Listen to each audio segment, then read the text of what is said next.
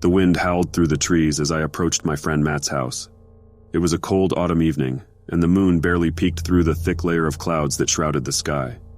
Despite the eerie atmosphere, I was excited to spend the night at Matt's place, as we planned to have a gaming marathon.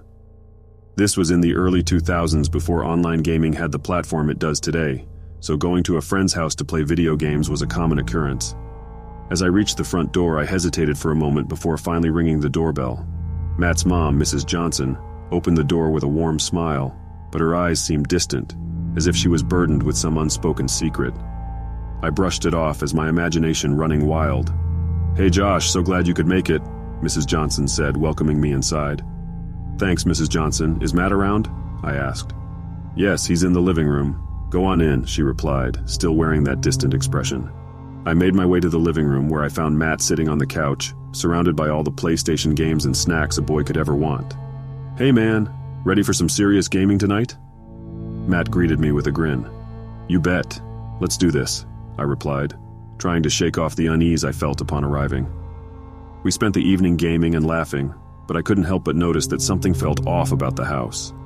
It was as if the walls held a lingering sorrow, and the shadows seemed to dance in a sinister manner. At around midnight, we decided to take a break and grab some more snacks from the kitchen. As we passed by the staircase, I noticed a flickering light in the corner of my eye. I turned my head, but the light vanished. "Did you see that?" I asked Matt. "See what?" he replied, puzzled. "Never mind, must have been tired," I said, trying to dismiss the strange sighting. In the kitchen, Mrs. Johnson was standing by the sink, washing dishes. I noticed she had a troubled expression on her face. I wanted to ask her if everything was okay, but I didn't want to pry. Back in the living room, we resumed gaming, but my mind was no longer focused on the virtual battles. I kept glancing around the room, feeling a presence lurking in the darkness. As the clock struck 2 a.m., we decided to call it a night. Mrs. Johnson had already retired to her room, leaving us alone in the quiet house. We settled in the guest room, which was situated at the far end of the hallway.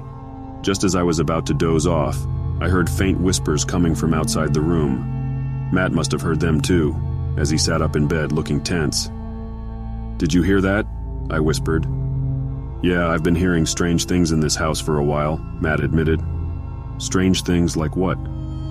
"Whispers, footsteps when no one's around, and sometimes I see shadows moving in the corner of my eye." My heart started to race, and the chill in the room felt more intense.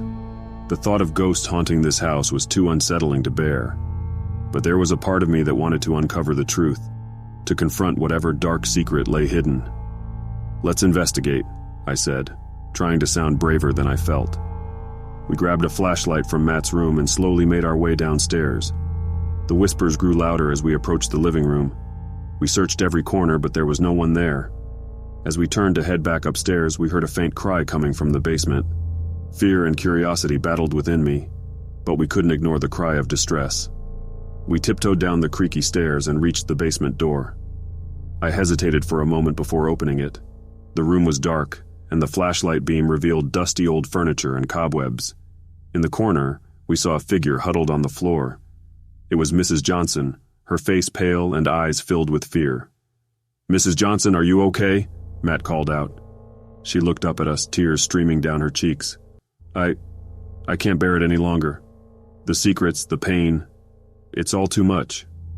"What secrets?" I asked, feeling a mix of concern and confusion.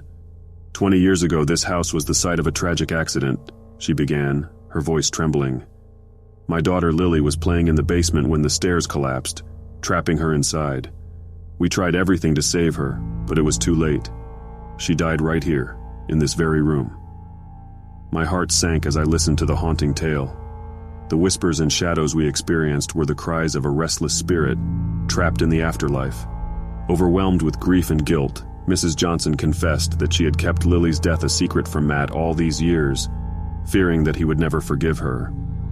"Mom, I wish you had told me," Matt said softly, tears welling up in his eyes.